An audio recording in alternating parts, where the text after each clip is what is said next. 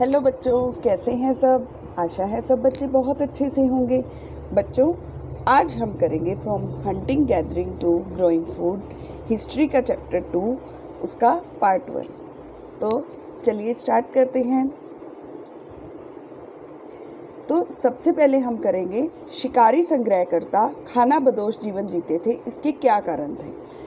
तो इसके पहले हमें ये देखना होगा कि खानाबदोश लोग कौन होती हैं जो अपने खाने की तलाश में इधर उधर भटकते हैं। तो वो ऐसा जीवन क्यों जीते थे, वो एक जगह पर क्यों नहीं रहते थे। ऐसा इसलिए था, सबसे बड़ा कारण ये था कि अगर वो एक जगह पर रहते थे तो वहाँ पर खाने की दिक्कत हो जाती थी, क्योंकि वहाँ पर जो खाना था वो ख़त्म हो जाता था, तो इसलिए वो दूसरी जगह पर शिफ्ट हो जाते थे। दूसरा कारण यह था कि वहाँ पर जो विभिन्न प्रकार के फ्रूट्स होते हैं, जो सीजनल फ्रूट्स होते हैं, वो अवेलेबल नहीं होते हैं। तो वो क्या करते थे कि जहाँ पर भी जैसे सीजनल फ्रूट्स हमारे जो होते हैं वो एक जगह पर अवेलेबल नहीं होते हैं, हर जगह से का सीज़न अलग होता है, तो अलग अलग स्थान पर वो इसलिए जाना प्रेफर करते थे। तो वो अपना जो रहने का स्थान था वो कहाँ पर देखते थे, वो देखते थे कि जहाँ पर उसके नज़दीक, रहने के स्थान के नज़दीक झीलों का पानी हो, नदियों का पानी हो, ताकि उनको पानी की भी कोई दिक्कत ना आए। शिकारी संग्रहकर्ताओं के उपकरणों के बारे में अब जानकारी के स्रोत हमें क्या है, तो अब ये इसके बारे में हम देखेंगे कि ये उपकरण पत्थरों के बने हुए थे, है ना। और ये पत्थरों के तो थे, लेकिन इसके अलावा लकड़ी के भी थे, हड्डियों के भी थे। तो अभी जो हमारे पास केवल पत्थरों के ही बने हुए औजार जो हैं वो हमारे पास अवेलेबल हैं। अदरवाइज़ जो लकड़ी के थे, हड्डियों के थे, वो किन्हीं कारणोंवश ख़त्म हो गए हैं, लेकिन उनके कुछ थोड़े बहुत अवशेष ज़रूर हैं। तभी हमें पता लगा कि ये लकड़ी के और हड्डियों के जो औजार बनाते थे। उनके उदाहरण क्या हैं अब, जैसे पत्थर कुल्हाड़ी, उसका काम क्या था कि लकड़ी काटने के काम आती थी। स्टोन भाला, वो भाला बनाते थे पत्थर का, वो किस काम आता था, जानवरों का शिकार करने के लिए काम आता था। पत्थर हथौड़ा का प्रयोग भी किया जाता था, जो बहुत हार्ड चीज़ें होती थी उनको तोड़ने के लिए। शुरुआती लोगों को उपकरण की आवश्यकता क्यों पड़ती थी, उनको ये टूल्स की ज़रूरत क्यों पड़ती थी, औजारों की ज़रूरत क्यों पड़ती थी।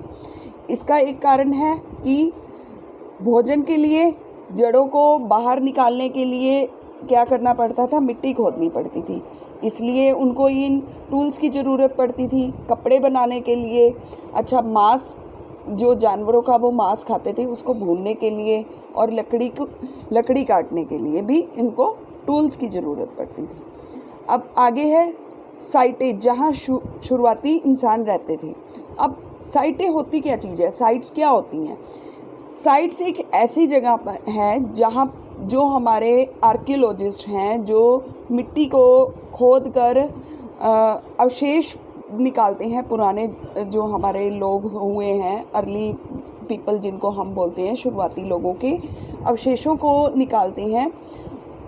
उनके अवशेष जहाँ पर मिलते हैं, जिस जगह पर मिलते हैं, उनको हम साइट बोलते हैं। अब जिस जगह पर मिले, इट मीन्स वो लोग वहीं पर रहते थे, है ना, या वहाँ पर गए होंगे, तो वो क्या होगी, हमारी साइट्स होगी। शुरुआती लोग पूरे भारतीय उपमहाद्वीप में कई क्षेत्रों में रहते थे, इन्हें बस्ती के नाम से भी जानते हैं। अब है, शुरुआती लोगों ने 2 कारकों पर रहने के लिए जगह चुनी। अब वो कारण क्या थे, एक तो पानी की उपलब्धता और दूसरा अच्छी गुणवत्ता वाले पत्थरों की उपलब्धता।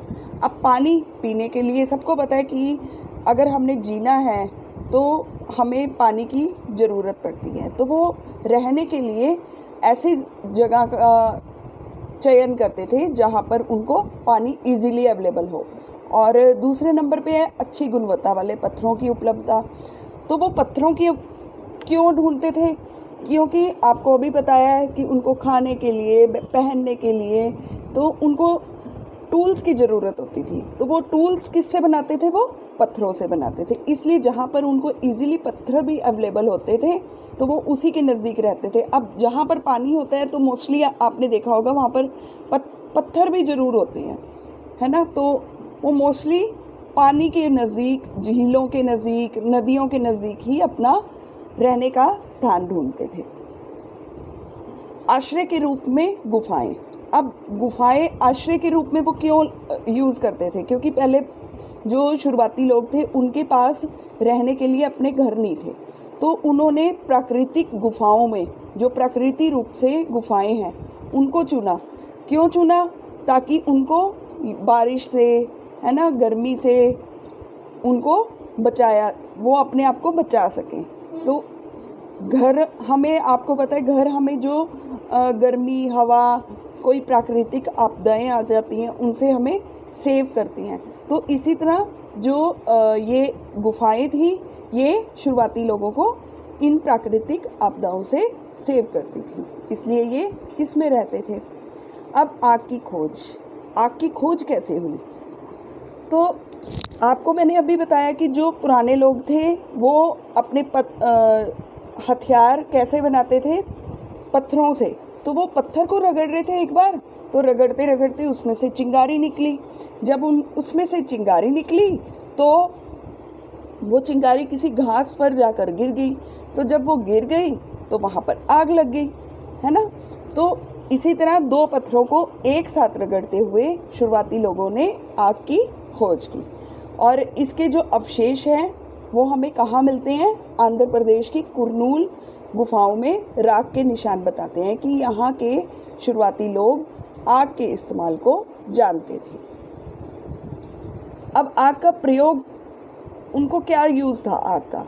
एक तो गुफा गर्म करने के लिए, दूसरे नंबर पे मांस को भूनने के लिए, फिर प्रकाश के स्रोत के रूप में, और जानवरों को डराने के लिए वो आग का प्रयोग करते थे। फिर है गुफा पेंटिंग। अब गुफा पेंटिंग क्या होती है? चित्रकारी। ये क्या होती है? जो यूपी और मध्य प्रदेश में जो हमारे आर्कियोलॉजिस्ट थे, गुफाओं की दीवारों पर तैयार किए गए विभिन्न आंकड़े मिलते हैं उनको बहुत सारे आंकड़े मिले हैं जहाँ पर गुफाओं में पेंटिंग हुई थी। इन चित्रों को गुफा चित्र कहा जाता है और ये लगभग 10,000 साल पुराने हैं। वे सटीकता के साथ तैयार जंगली जानवरों और मनुष्य को दिखाते हैं। उसमें मनुष्य के भी चित्र हैं और जंगली जानवरों के भी हैं। अब पाषाण युग। पाषाण युग क्या है? इस अवधि में ज़्यादातर पत्थर के औजार बनाए गए थे। उसे इतिहासकारों द्वारा पाषाण युग की संज्ञा दी गई। यह 3 समय में अवधि में विभाजित है। कौन कौन से हैं? एक तो पूरा पाषाण हो गया, एक मध्य पाषाण हो गया और एक नव पाषाण युग हो गया। पूरा पाषाण युग जो है वो यह वह समय है जब शुरुआती लोगों ने पत्थर के औजारों का उपयोग करना शुरू किया।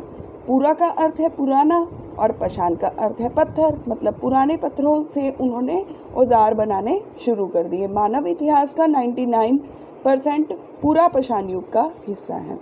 यह 2 लाख साल पहले शुरू हुआ था और लगभग 12,000 साल पहले समाप्त हुआ था। उसके बाद है मध्य पाषाण। अब मध्य पाषाण युग कौन सा है? यह पूरा पाषाण युग के बाद आया, तो इसको हम क्या कहते हैं? मिडिल स्टोन एज भी कहते हैं।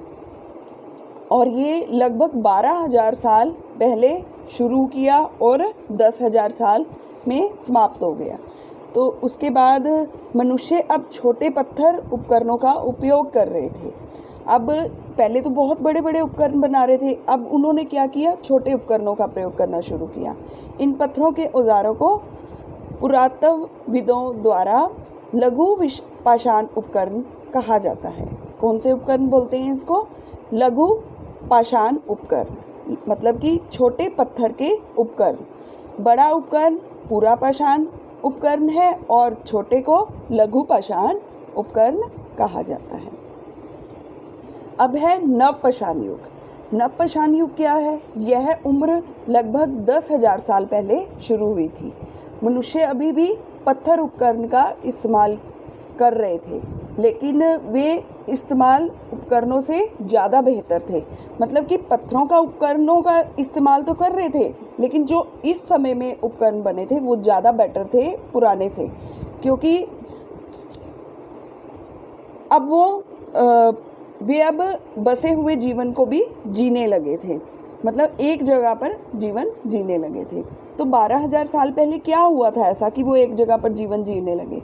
तो 12,000 साल पहले के आसपास जलवायु परिवर्तन के क्या कारण थे? जलवायु गर्म हो गई थी। इससे क्या हुआ? घास के मैदानों के विकास और वृद्धि में मदद मिली। तो वहाँ पर जगह जगह घास के मैदान उग गए और पेड़ पौधों में भी वृद्धि हुई। अब शिकारी से पशुपालक तक। अब इंसान जो था वो पहले तो शिकार करता था जानवरों का, लेकिन अब उसको समझ आ गया था तो वो जानवरों को पालने लगा। घास के मैदानों में वृद्धि के कारण शाकाहारी जानवरों जैसे हिरन, भेड़, मवेशी आदि में वृद्धि हुई। लोगों ने जानवरों को देखा और उनके भोजन की आदतों को समझा और उन्हें वश में करना सीख लिया। इस तरह शुरुआती लोग पशुपालक भी बन गए और जानवर पालने लग गए। इकट्ठा करने वाले किसान। अब ये कौन थे इकट्ठा करने वाले किसान? इकट्ठा करना, किस चीज़ को इकट्ठा करना? भोजन को। तो इस समय के दौरान गेहूं, जौ और चावल उपमहाद्वीप के विभिन्न हिस्सों में स्वाभाविक रूप से बढ़े। शुरुआती लोगों ने शायद इन अनाजों को भोजन के रूप में एकत्र किया।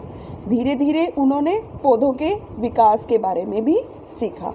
हो सकता है कि इससे वे अपने दम पर पौधे उगाने के बारे में सोचें। इस तरह लोग किसान बन गए। तो उन्होंने अपने दम पर पौधों को उगाना शुरू कर दिया, तो धीरे धीरे वो किसान बन गए। अब किसानों ने अपने लिए पौधे उगाने शुरू कर दिए थे। तो वो ऐसा क्यों कर रहे थे? इसका मतलब था कि अब उन्हें एक ही जगह पर लंबे समय तक रहना पड़ा। क्यों रहना पड़ा? क्योंकि उन्होंने फसलें उगानी शुरू कर दी थी। अब फसलें उगाई हैं, पौधे उगाए हैं, तो उनकी केयर भी करनी पड़ेगी। उनकी केयर वो कैसे करते थे? अनाज पकने तक वो एक स्थान पर बसे रहते थे और पौधों की देखभाल करते थे।